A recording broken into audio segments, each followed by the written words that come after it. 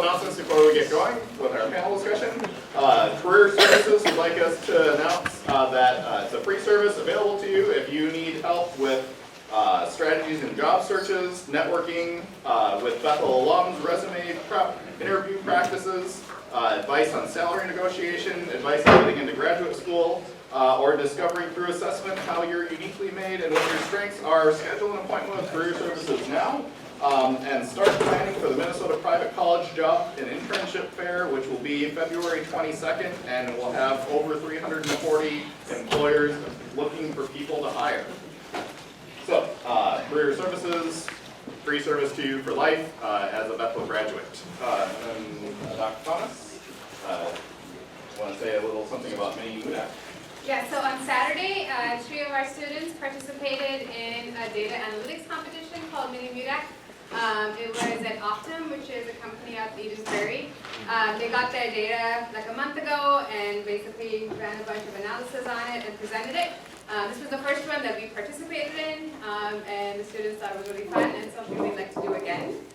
There's one coming up in January, and that's a sports one, so if you're interested in baseball stuff at all, and are interested in doing something like that, come and talk to me. It doesn't require any particular background, so anyone can pretty much participate. So if you're interested in something like that, come and talk to me and we can put a team together. I think the data is already available. The presentations, I think, are January 10th, which is during interim, so that will be the time that the next one is. So. Is there money involved? Yes. There are cash prizes. This particular one, at least for participation, each of the students won $50, or got $50. So that might still be there. I can't make any promises, but there's definitely cash prizes involved.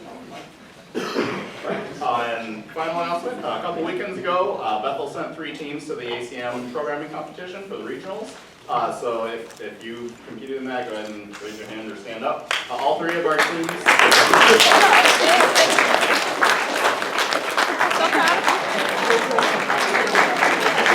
All 3 of our teams finished easily within the top half of teams regionally, and one of our teams finished 6th in the region out of 230 teams, which made them the top Minnesota team. They just edged out the U of M. And we don't yet know whether they made the cutoff for the World Finals, which will be held in May. They either just made the World Finals or just missed the World Finals, but it'll be a couple weeks before that determination is made. But they are on the short list for teams that are eligible to go to the World Finals. So that's an exciting result. If you're interested in participating in the ACM Programming Competition next year, talk to me about that. I'd be happy to tell you all about the competition. So. But the main thing that we're here for tonight is our career night panel discussion. So we have 3 recent graduates from our department, and we'll be talking to them. So, Professor Dr. Brown, would you? Sure. I'll introduce Ryan Mynahan, a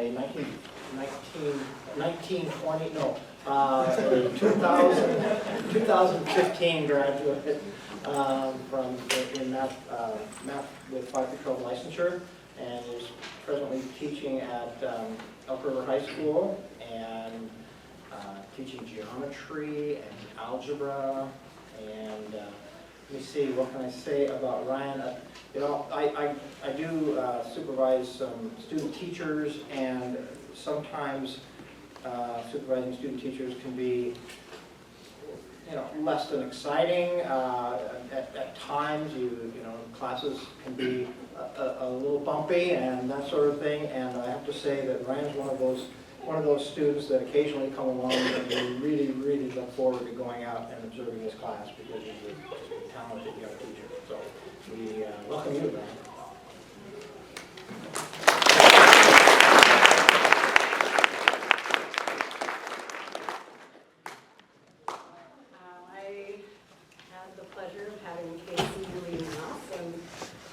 Talked to her freshman year, and then as a senior in operations research, she was a project manager when we modeled True Nice for Every Children. And I was looking back at emails from 5 years ago now, and she was looking at grad schools and talking to other alumni and figuring that out. Also, it was really interesting. She had forgotten about this piece, so it was kind of fun when we talked about it, that she just, like, it was a God sighting that she wanted to go to Cambodia over interim for that trip, and has had a passion for helping with human trafficking and is actually currently working with operations research models related to human trafficking and has a research position related to that with the university on the East Coast. So it's really interesting to see how God has kind of woven different pieces into her life. She's married, and her husband's in his residency in Mankato, and so they're living in Shakopee now. She went on to get degrees from Bethel in physics and math, and then went on to grad school at the University of Michigan. And the name of the program, maybe you can just say it. Industrial and Operations Engineering. Industrial and Operations Engineering. There's all different titles for the same kinds of things all over the country, but she's almost done with her PhD. She just kind of delayed it so that she could continue research this year. So she'll finish defending her dissertation this spring, and is interested in all kinds of applications, including healthcare, social justice, humanitarian logistics, supply chain management, all different kinds of things that she can do with operations research. She's also a recipient of many teaching awards. We were really excited because she was one of the first grads to get an NSF Graduate Research Award as well, and has served on all kinds of committees and organizations, including being the president of the University of Michigan Student Chapter of Informs, which is a professional organization related to operations research. So it's fun to see her again and have her come and talk to us as well.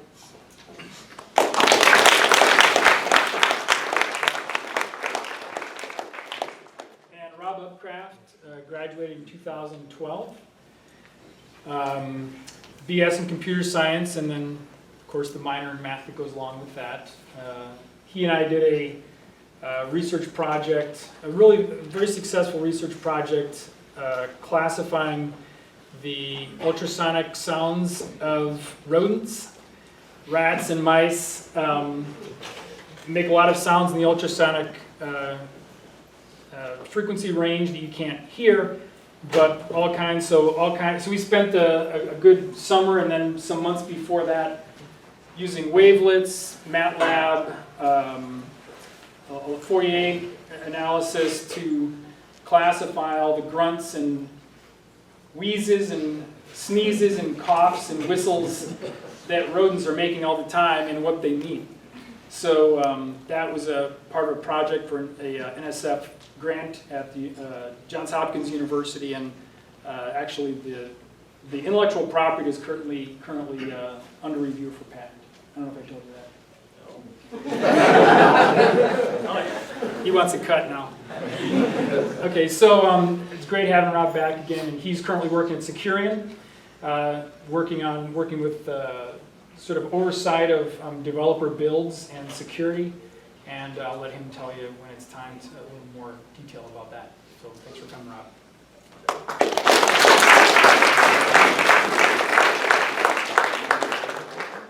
There's a clipboard making its way around. If you're in Dr. Wetzel's class or any of my classes, make sure that you're signing in on that. I'm seeing a lot of my students who aren't signing in on that. So why don't we take another round with the clipboard?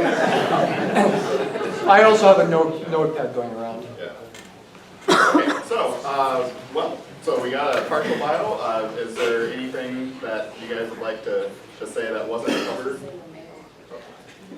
Okay, so Ryan, any? I think I'm good. Okay.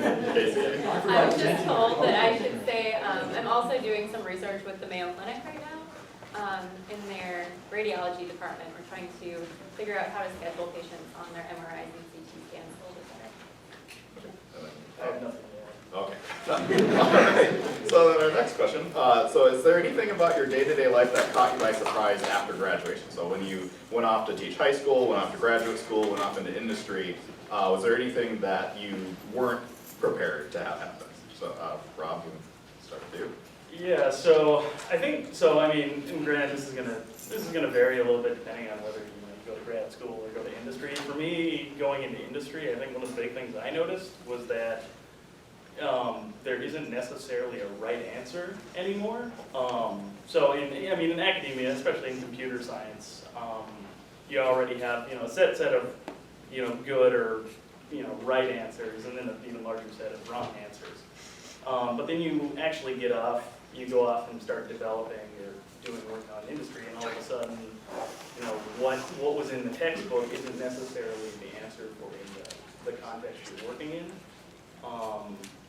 And you know, it's very fluid depending on what you're doing. So I think that was one of the things I had to get used to. So you know, not necessarily having someone tell me, you know, this is right or this is wrong. And you kind of have to make that call. That takes some getting used to. Just moving out of an academic environment. I'm going to piggyback off that a little bit, but come at it from the communication side. So I think at Bethel you get a very well-rounded education, which when I was interviewing for some of my PhD programs, a lot of people were wondering, why did you take this class, or why are you taking a humanities course? And so, of course, they said, well, it was part of my education and I had to do it, but I also enjoyed it. But then coming out of it, I think that the communication aspect that you get from learning how to interact with different disciplines and not just do math or science stuff really has helped. So as an industrial engineer, a lot of what I do is go in and talk to different clients. So those clients might be in healthcare, they might be in aviation, they might be in a business that has a supply chain. And what you have to do is talk with them in their language and then convert it back to math and then convert it back into something that they understand. So you're not just giving them a math model for them to figure out on their own. So that communication part that Bethel teaches you is really important. So if you ever have to do presentations, which I know you do, take them seriously, and you'll come out ahead of your peers in whatever you go on to do next. Yeah, I think I would agree that at Bethel I got a well-rounded education, and I was very well prepared for when I started looking for a job. I know the one thing I was worried about, or just anxious about maybe a little bit, was the difference between being a student teacher or just being in a field experience as compared to, okay, now this is my classroom, I'm driving this, I have to figure out what I'm going to teach and when I'm going to teach it, how I'm going to say it. And it just feels like just a monumental task at the beginning.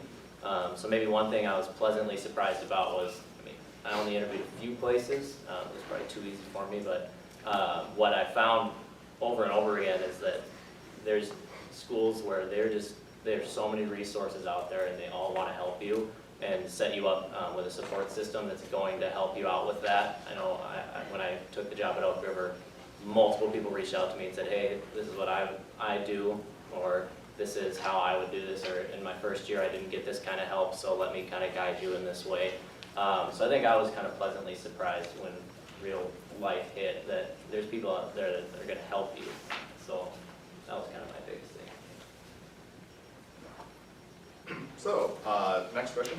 What would you say your most influential math or computer science course was at Bethel, and what was important about it for you? Kayse, why don't we start with you? Sure. So operations research was a very fitting course, and that was actually one of the first courses that got me interested in industrial engineering. I took it my senior year, so it was kind of right when I was applying for grad school, and I had been applying for math programs and then heard about this field, so it was perfect for me. But also any course that has proofs in it. So going into the PhD program, a lot of people had industrial engineering backgrounds and not math backgrounds, but I was much more prepared as a math major to tackle some of those proofs as a PhD student than anyone with an industrial engineering background. I would agree with the proof aspect. I really enjoyed algebraic. I think maybe mostly because of the rigor, where at first that was kind of daunting, but it was something where I was able to apply myself, and I worked really hard for maybe a grade that is worse than something I didn't work very hard for. So that was just a good life learning lesson when I was taking that. But I'd also say foundations. What is that huge project that we do? It's scary at first, but it actually turned into a really fun project for me because I got to think about something that I care about, something that I'm passionate about, and really dive in and research, and it turned into a really fun couple weeks for me. I think for me it was probably the data structures and algorithms class here, just because, I mean, partially here because it kind of feeds into everything else that you do, all the upper level classes. But also, once you actually go out and you start writing code and whatnot, I find that a lot of the people who are really good at their job, or how you can kind of separate them from the people who aren't as good, is the people who really think about how the data can be structured, how things interact with each other inside the computer. Just because, you see a lot of articles now telling, saying, oh, we need people to learn how to code. And I think more importantly, you need to learn how to actually just organize the program and how, and implies how the data is structured. And just sort of having that, partially the mathematical rigor, partially just sort of the introduction to everything else within there. I think that really opened up a lot of opportunities both here and afterward. Okay. So what was your favorite non-math or computer science course that you took at Bethel? Ryan? Sure. I really enjoyed Christian theology. That was a really good one for me, just to kind of figure out what I believe, why I believe it, how I believe it, stuff like that. So that was a really good one for me. I also took some really good courses as far. I took a Christian marriage class here that was really good. I took one called Contemporary Moral Issues. I think I might be off on that. But it was a lot about me and a lot about taking personality tests and different compatibility or personality type tests to just learn about me a little bit more, how I interact, how I enter conflict with people. There's some really cool courses out there that kind of can help you develop spiritually and intellectually at the same time, which is cool. Kayse? So probably the interim course I took to Cambodia, which, if I remember the name correctly, it's Issues and Praxis in Social Justice. And it was all focused on social justice, on how Cambodia can kind of come back from the Khmer Rouge, as well as a lot of sex trafficking that happens within Cambodia. And so I had been interested in human trafficking before this, but it was kind of the launching point, I guess, for me to really understand, not just as an outsider, what it means, but to kind of learn how you can partner with people, different organizations, and not just kind of come in and dictate what you want to change or how you would want to change something in another country or in another organization. So learning, if you want to do missions work or if you want to do impactful work in whatever it is, how to come alongside people. So I would also pick my interview class. I did the history of science in Europe one, and that was really neat because I had never been, and I'm still not a huge traveler, but it was nice because it put me into a sort of different situation, and it's not something that's really easy to do after you graduate. So that was awfully neat. But yeah, just especially that trip, because I think we went to 7 or 8 different countries, and you just sort of got a tiny taste of a lot of Europe and a lot of different places that you've never. You spend most of your undergraduate career here, essentially, and it puts you in such a different context, and just because of that, I would say that it was probably the best non-math CS experience. Well, and I have some additional questions, but at this point, if anyone in the audience has any questions they'd like to ask any of the panelists, we can take a time for that. Aaron? So, I kind of have 2 entirely different questions, but I think I'm going to go with one thing. I know exactly what you do, and I kind of get a little bit what you do based off of what you said. That you're working with the engineer and trying to turn what they say into math and back to them. I don't really understand what you do right now. Yeah, it's very secret. So if you've heard of DevOps, that's kind of what I do. When you work on a programming project here, you kind of control everything. So let's say you've got a Java program, you open up a file in Eclipse, write some code, run it, and you get your output, you turn it in or whatever, or you upload it to a web server. Once you get to a certain size, once you get past essentially startup level, you have to start controlling how you actually build and deploy all that code, so you have to version it, so you can think like Git or Subversion, whatever, you have to version it somewhere so you can, roll back or blame whoever actually made a breaking change, et cetera. Then you have to have sort of a controlled build environment, so it's not just you building the code on your local machine. It goes through a central build server, so the build is always consistent. And then after that, it gets deployed out to like a web server or a batch environment or something else, and that's all automated. So a large chunk of what I do is working with that system, so that's scripting involved in that automation and whatnot. And then there's a smaller portion of my job where I do some kind of internal security consulting and whatnot, just because of the way the department was organized. So there's a variety in there, but a large chunk of it is the build automation. So you code the coders. Yeah. So we're kind of the engineers for the engineers, essentially. Any other questions? How did you decide you wanted to do that job? Yeah. So well, I mean, it was mostly a chance for that particular one. So I had a cousin who worked at that particular company, and he liked it a lot. So I threw out a resume there, and I actually went to that career fair that you mentioned before. So February 22nd. So yeah, and that's where I dropped off my resume, and then it got picked up by them, and then the rest is history, essentially. You should go to that, and make sure you wear a suit. Everyone looks like penguins, but Just related to that, I have a question just about, so you talked about some of the details. What are sort of the larger issues that you're dealing with in security? It's at Securian? yeah, so a large chunk of, because it's an insurance company, there's a lot of regulation that goes around code and whatnot that you push out to production environments. So you have to prove that some third party has scanned it and verify that you're not intentionally throwing bugs in there, or you're at least making an effort to check for them. So we use a third party tool to do that. And then what it does is it sends back like error reports, essentially saying, hey, you might have a problem here, you might have a problem here, etc. And then at that point, you have to go in and basically you say, is this a false positive? Is this actually an issue?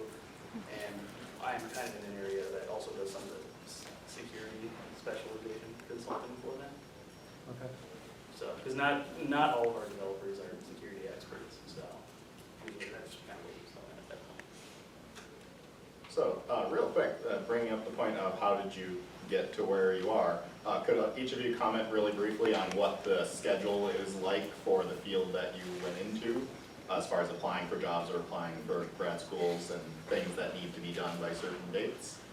So, Ryan, what's it like for being a high school teacher? Yeah, so as far as like acquiring a job, Yeah. well, our education department is really good about being clear about deadlines as far as licensure and things like that go, and all the licensure exams that you need to take. Besides that, I mean, it's really as soon as schools start getting a feel for their enrollment for the next year, they'll start figuring out how many FTEs, which is full-time equivalents, they're gonna offer in their given department the next year, the following year. So then they'll decide if they need to start posting jobs. So I think that I started seeing jobs as early as February or March when I was a senior, my senior spring when I was student teaching.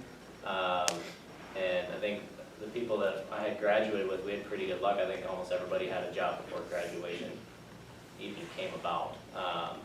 But that's really a lot of figuring out where you want to teach, what type of school or what type of area you want to be teaching in, and just looking and seeing when things start to be posted. And I know I had people that I think I accepted my job in April, and I had people still getting jobs in August. So I mean, as soon as they start popping up is when you can start looking. But the education department here will make sure that you're on track for everything and all of your deadlines are made and things like that. So just pay attention to that. It should be good. Okay. Kayse? So for grad school, a lot of the schools will open up their application process, when school starts in September, and then allow you to apply through the end of November, December. some even towards the end of the school, or towards the end of the calendar year.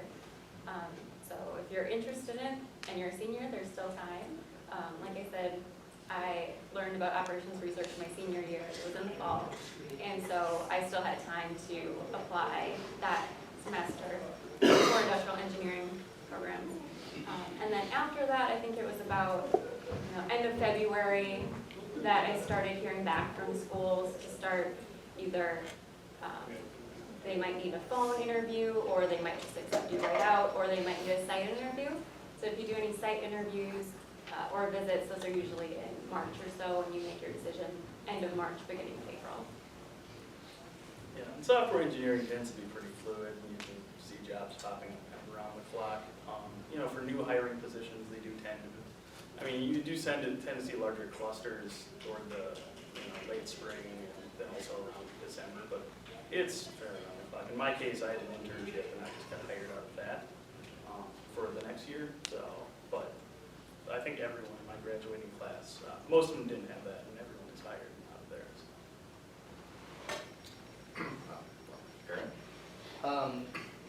This may be a very foolish question, but other people probably have had the same experience. Back as a high schooler, you choosing colleges. This is directed at Kayse.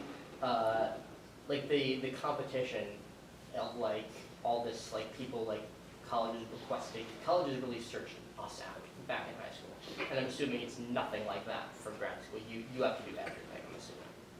For the most part, yes, you have to take the initiative. I would say the only schools that really have contacted me, or that I knew of that would maybe be interested in me ahead of time, were ones that came out of some summer research programs that I did while I was here at Bethel. So I did 2 of them, one after my sophomore year, and that was in Ohio at Miami University, and then one after junior year at the University of Iowa. And so, through that, they start sending you stuff because they really wanted to push grad school as well. But otherwise, yeah, you have to search in your own. Okay. So what's a class or activity that you could have done at Bethel that you regret not participating in?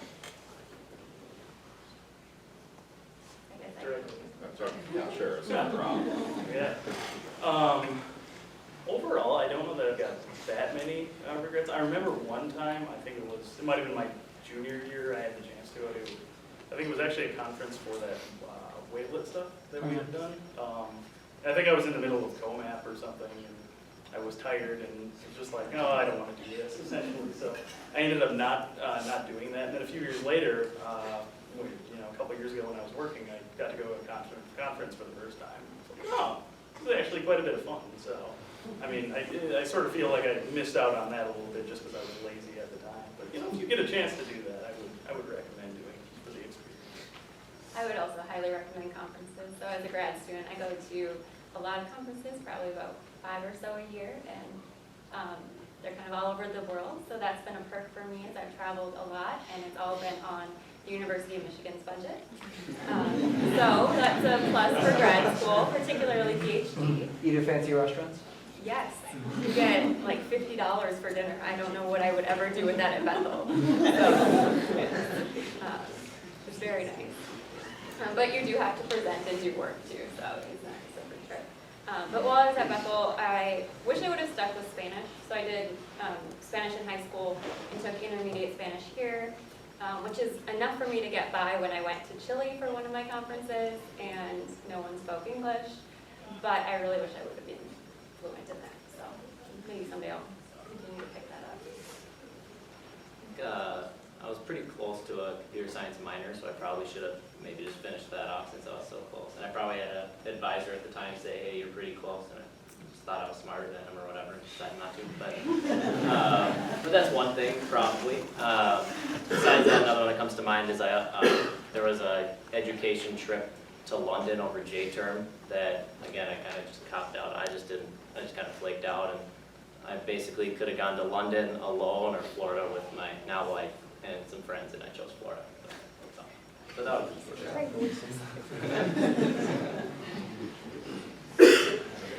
Any other questions from the audience? Yeah, Eric. Well, I mean, I know, Ryan, that you work with people but like, for you guys, do you see in your fields a lot of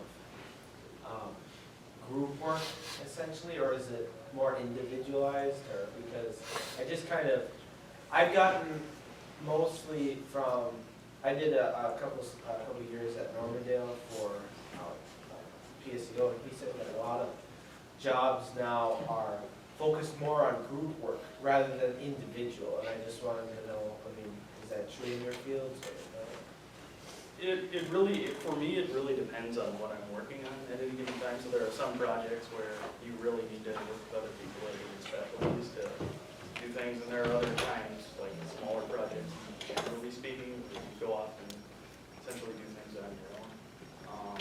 So it's a mix, I would say. It's not really a strong one together. In some cases, there will be some companies. Now, one of the new trendy things that some companies will do, at least for software engineering, is called pair programming. So you literally sit at another computer with someone else, and one of you programs and the other one criticizes you over your shoulder. And actually, I've done it a few times, and it actually generally works pretty well in terms of thinking through your design and also keeping things free. Yeah, so I mean, it kind of depends where you go and what you do, but I feel like it's generally a mix.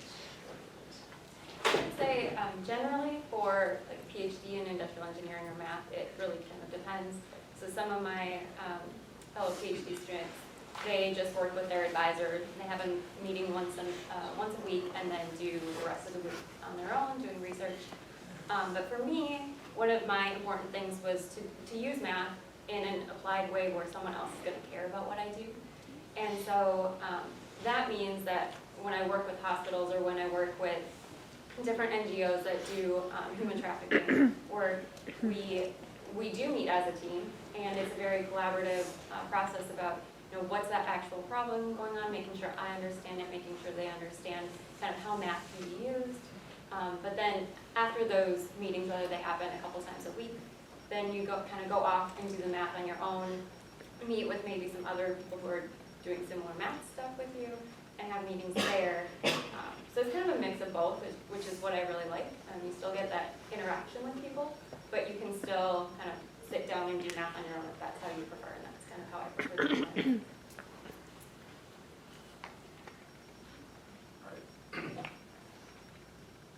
So, do you guys have any advice that you wish you could give to yourself right when you were starting college? So, freshman or maybe fall of your sophomore year?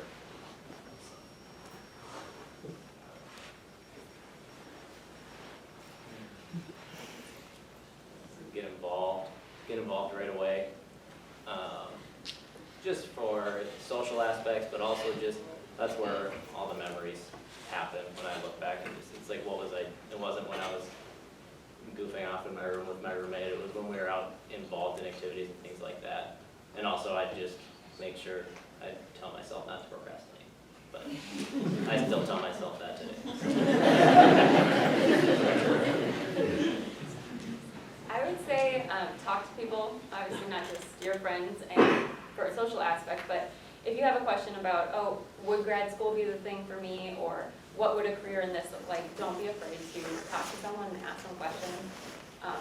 Like I said a couple times, I'm really interested in the social justice aspect of math and how it can be applied, but I saw no one doing that, so for a very long time I thought that that just can't be done. You can't use math in this context, which is completely wrong, and now I'm doing it. But I wish I would have taken that step to just ask people or to brainstorm with people and kind of put myself out on the ledge there, and maybe I would have been doing it a few years. I'll piggyback up on too. Yeah, get involved and just make sure you have fun as well. I mean, you're in a situation right now where it's you and 100 of your best friends essentially, just all living together and taking classes and whatnot here. And you're not, even in grad school, I would say, you're not really going to get that experience again. So I would just say, really have fun, take advantage of that. And those are going to be, like you were saying before, those are going to be the things you remember most of all. not necessarily studying for that one exam or getting that one assignment, but that is important. I guess that's a discrete exam. Study for that. But yeah, have fun, enjoy it. Okay, and do you have any advice that maybe you would give that would be different for someone that's about to graduate? So someone who's in the process of leaving the Bethel environment? Maybe don't be afraid to apply for jobs that you might not think you'll get, like go for your reach. I did that with some grad schools. I'm doing that now because I'm on the job market again. And I've been surprised over and over with what connections do and yeah, just kind of apply for what your dream is and don't settle for less than that because you don't think you'll get it, because you can. So maybe more on the spiritual aspect, make sure that you continue to surround yourself with people that will build you up. I mean, that's something that Bethel does really well, and it's almost easy to take for granted here, where you have a lot of friends that are Christians and they all kind of hold you up and hold you accountable. But as you leave, obviously that's a transition out, so just continue to seek out that community that you are a part of and wish to be a part of. I think that's a big thing as you transition out, especially into a professional workplace where that might not be such a common conversation or as easy a conversation as it is at Bethel. So I think that's important. I'd say just keep making goals after you graduate. For 17 years or whatever, 17, 18 years of your life, your goal is essentially to get through school and graduate. And then once you do, you're going to be, out in the real world. And then from there, it's kind of open, so you can kind of do whatever at that point. So just keep setting goals for yourself. And like Kayse said, just keep try new things and get your feet wet and don't necessarily settle for something.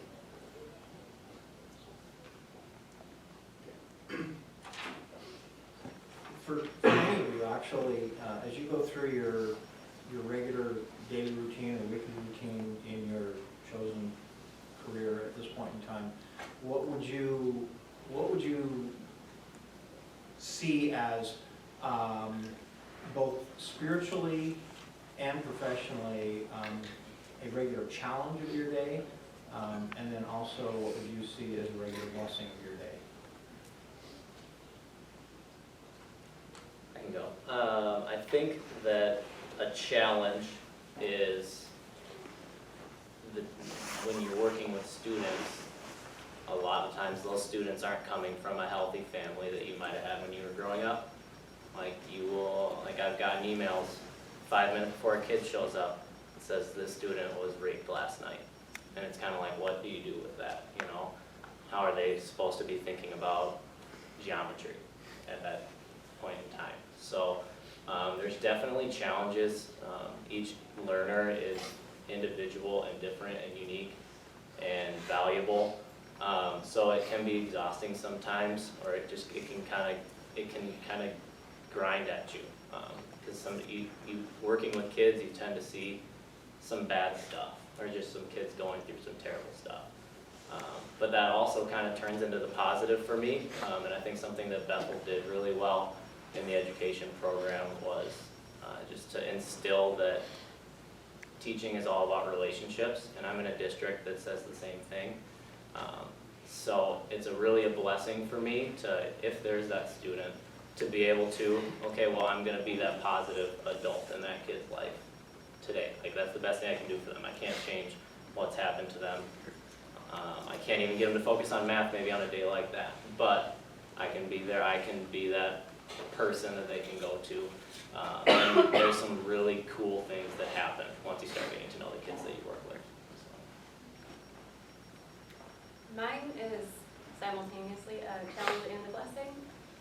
So one of the big things about going to the University of Michigan is it looks much more diverse than what Bethel looked like. So, diverse among many different aspects. And so, I've encountered people who were very logical like I was, but thought that logic wouldn't match up with faith. So, you can't prove it, how does it exist, and you must be crazy. So kind of having those conversations throughout the past 4 years has been very enlightening for me to be able to share my faith, but it's also, you know, been a challenge because people are coming from many different backgrounds to kind of work with that.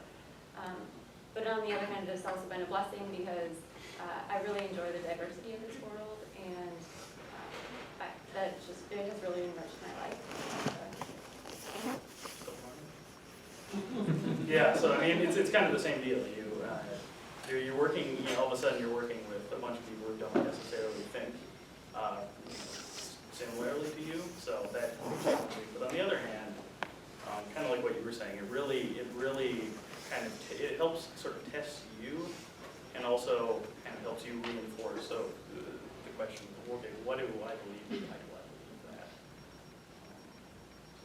And then it's okay to have those questions. Mhm. And it's not, I don't know, at Bethel, at least when I was here, it felt like you couldn't necessarily ask that because you might be doubting it. But over the past 4 years, I've had a lot of wrestling, and it's been great. And sometimes not so easy, but I've come out with a stronger faith, and now I think I can defend it better.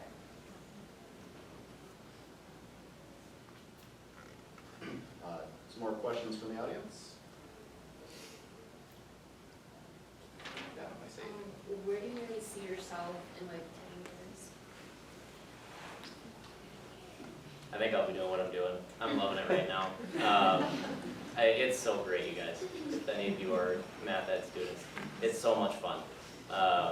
Like I said, the days can be really long and the weeks can be really long, and sometimes you're just counting down. I get a full week off in 2 weeks and I'm so excited.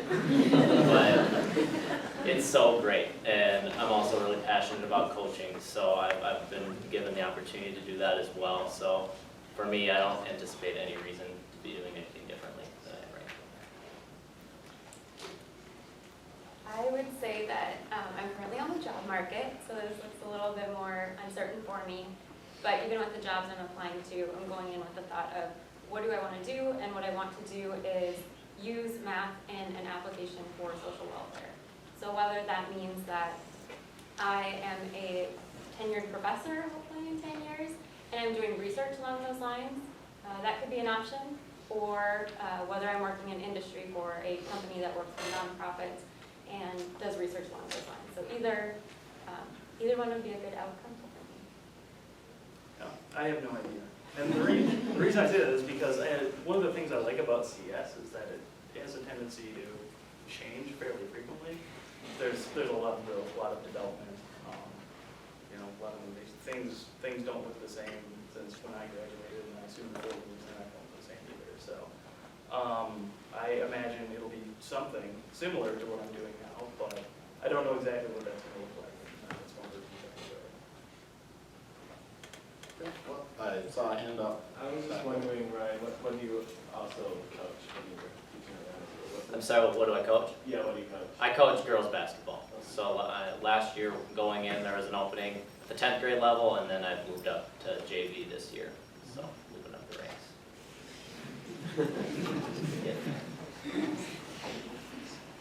So how hard was it after you got out of school and you're on your own, how hard was it to find a church community to be part of?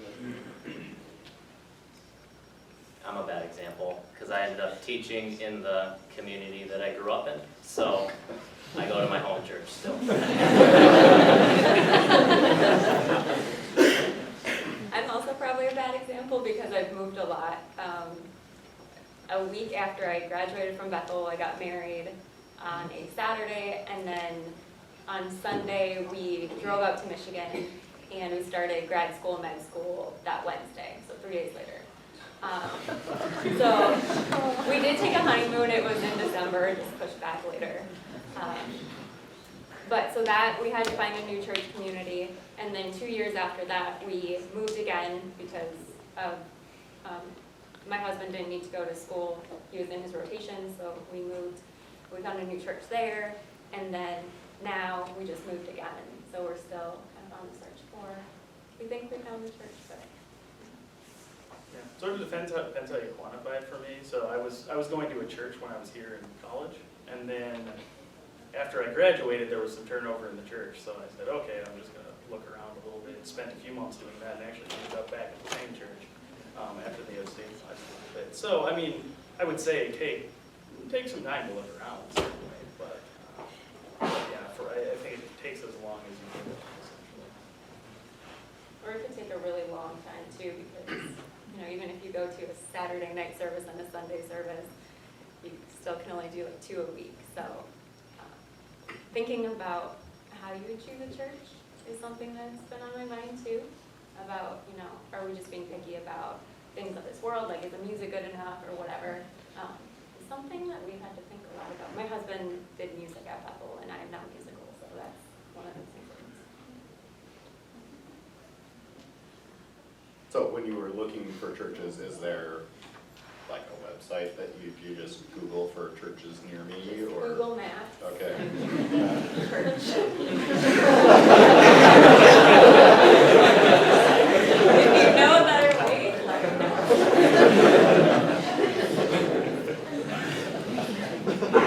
Well, then we did go to the website too. Check that out. Man, I want to see that. Google, church. So a semi-related question, what does socialization look like once you're no longer living in the dorms? So I think the thing that's really different about it is that you kind of have, you're really more in control of it, which is again a double-edged sword here, because you know, you're more in control, but you can kind of decide where you want to go and who you want to spend time with. On the other hand, you have to take the initiative to do that. So, like I was saying before, it's not you and 100 of your best friends. Now you actually have to go out and say, oh, we're going to go out to eat, you know, on Wednesday or whatever. And it's not just, oh, I'm going down to DC with, you know, you guys, you want to come. So you actually have to take time to actually do that. So that's definitely different. Grad school is probably a little bit easier because you do have some people around you, but you're also all working on your research. So I know for a lot of people who came in with me, they formed a very tight-knit group, but since I live 2 hours away from Michigan, the University of Michigan, so I didn't really get that connection, which meant that in my community at my church, I really had to be very intentional about, you know, saying, let's do something on the weekend. Even though I do have homework, I do have research to do, you really need to set that time aside, because I could just go weeks without interacting with people other than my husband or people at work, and that was something I wanted to be intentional about. Yeah, I think double piggyback. The intentionality is like the biggest piece. There was, I mean, obviously a larger group of friends while you're at Bethel, but there was like a group of 5 or 6 of us that kind of live with each other, you know how it goes. But we decided when we were about to graduate, okay, this is what we're gonna do. We're gonna meet, I think it was once a month at first, and life speeds up so fast after you graduate, it's just crazy, because our once a month has turned into once every other month, and then it turned into, when's the last time I've seen you? Have you grown? You know, it happens. It's seriously, it's really, like, to commit to the people that you met here and have built relationships with for 4 years. It takes a little bit of work. The schedules get crazy. And like, everyone that I lived with is all getting married now, and it's just life comes at you fast. So if that's something that you really want to commit to, then it's a conversation that I think needs to be specific, and it has to happen.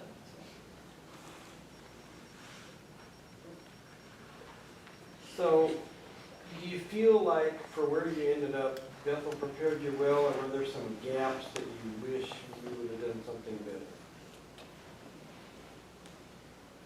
I'll go ahead and say that I was very surprised that Bethel prepared me excellent for a PhD. I didn't expect that, and I had many people tell me that, you know, if you do, you know, a math degree at Bethel, you can't go get a grad school degree, or you can't do anything, but the industrial and operations engineering program I'm in is number 2 in the world. So I don't know, I've been very proud of it and very pleasantly surprised. Not that I didn't think Bethel would do it, but I had a lot of people telling me that, and so it was very nice to go out and prove them wrong. Yeah, I would say the same. A lot of the people that I've worked with who are from Bethel are have for the most part been some of the most productive people I've met. They've also been some of the nicest people I've met too, so that's another trait that's interesting. People here are generally pretty easy to get along with, which it can actually take you a surprising distance outside of academia. But in terms of how well people do, like in terms of like the CS program here, it seems like it's honestly leaps and bounds above a lot of the other MIAC schools that I've run into. It seems to have prepared me, and the other Bethel grads I've run into a lot better than at least some of the other graduates I've seen. Yeah, education's kind of a tough one. I think that as far as professionally, I think I was very prepared when I left here. I knew the right answers to the interview questions, and I mean, I felt I was prepared to be an educator.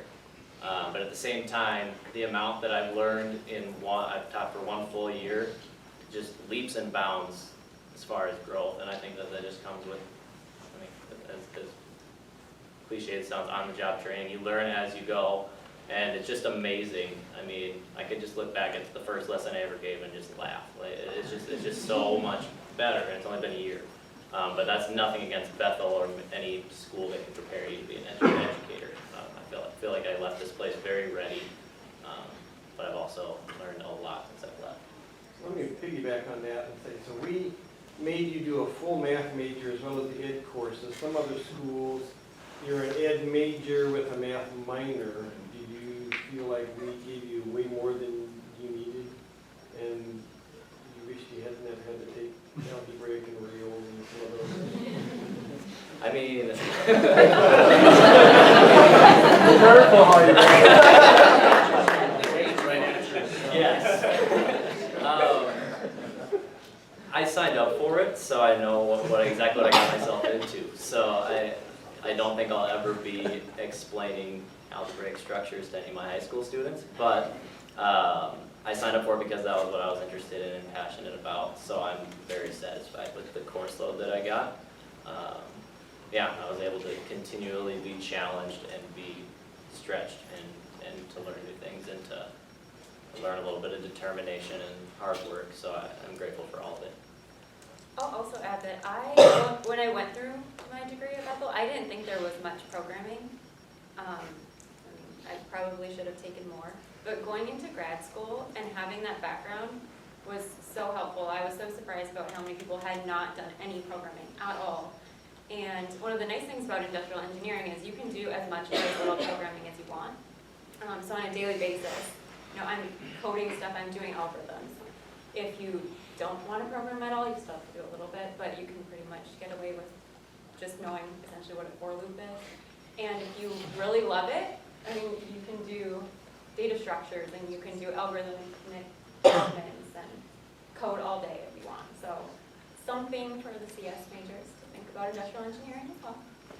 And one additional addendum to that, so a lot of times what you'll see too is people throwing the latest framework or tool on their resume as well. And I mean, you don't, coming out of Bethel, you don't necessarily say, you don't necessarily have all the latest and greatest, niche tools for individual things. You won't have necessarily learned those, but you'll be in a good position. Kind of like what I was saying before with data structures.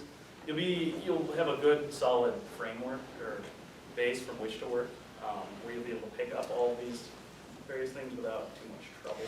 And I think that's really what it sets you up well for. So you don't necessarily, I've run into people who are really good at, one little niche part of Java or MATLAB or something like that, but then you take 2 steps in the other direction and they're just lost. So that foundation is really what takes you away.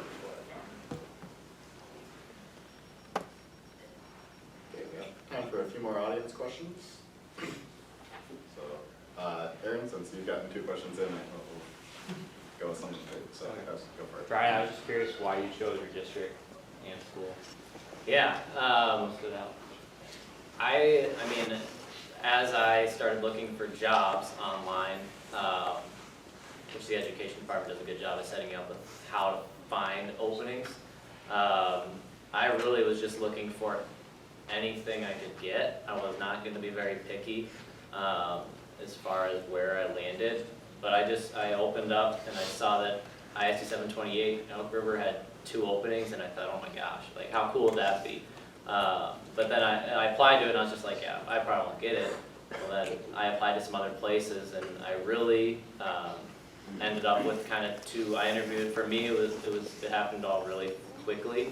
But I had 3 job interviews that gave me 2 offers. So one was in Buffalo and one was out Elk River, and that was pretty much what it came down to. Was I chose Elk River essentially because this is where I graduated from, and for me, it was my family lives in Elk River, and I love the building and I love the values that school stands for, and I just know that I agree very well with them.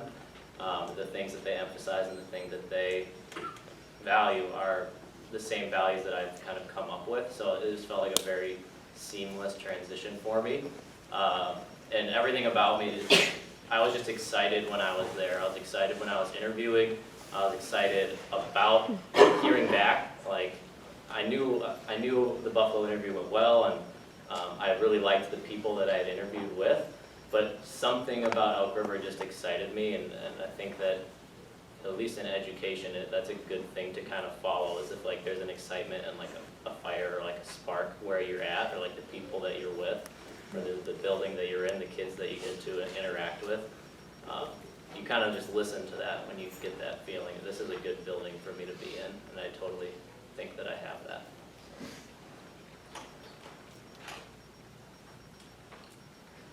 So I think we have time for one more question.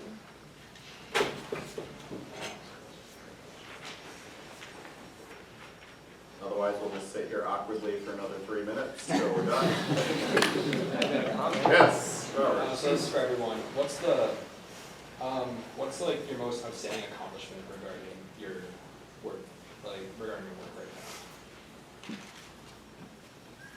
They're Bethel students, they're from the Midwest, they can't brag about them.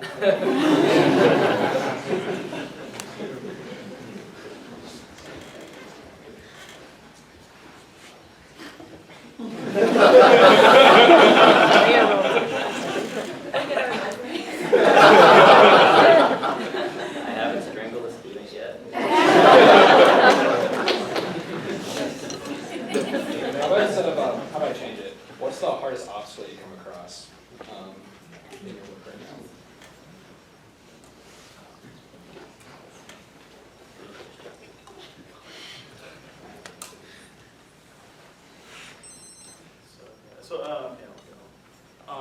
So I think, one of the things about working at, so I work at, I'd say a larger company and not a large company. And one of the things you have to deal with there is, just because it's so big, there's a lot of communication you have to do, and also what can frequently go along with that is a lot of politics. So you have to, again, this is kind of where I was saying before, just being a decent human being will take you a long way. But you know, you have to deal with politics at larger companies, and it really depends on where you're at, and also what departments. So I mean, I won't just throw away the bus there, but it's that can be challenging. But I've also been fortunate to generally work with a lot of nice people, so overall it's been awesome. I would say that industrial engineering is a very, very broad field. So you can do all programming, you can do statistics, you can do traditional OR, there are so many different tools, and people can either specialize in one or do many across the broad spectrum. And so it's been a little challenging to me is that when you go in to interview with a company, or whether you're consulting with a hospital, they might know only one aspect of it or have heard of it. So then they ask you, can you do this simulation? Well, yes, I am trained in simulation, but from someone who's doing research, when they ask me to do simulation, I want to do like state-of-the-art simulation. And so knowing kind of what is useful for the client might not always necessarily have to be state-of-the-art. And just kind of dealing with, it's okay to not be perfect in every different area, but to continuously still spread yourself broad enough that you know how to get those resources in all different when Rob said politics, it almost changed my answer, but I'm gonna stick with mine. But there's politics everywhere you go, in schools,